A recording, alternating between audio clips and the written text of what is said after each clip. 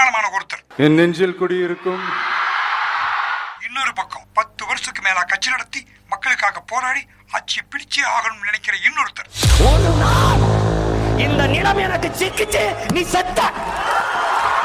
இவங்களுக்கு மத்தியில நாம திரும்ப ஆட்சியை பிடிச்சே ஆகணும். உன் பிள்ளைக்கு நான் பாடணும்.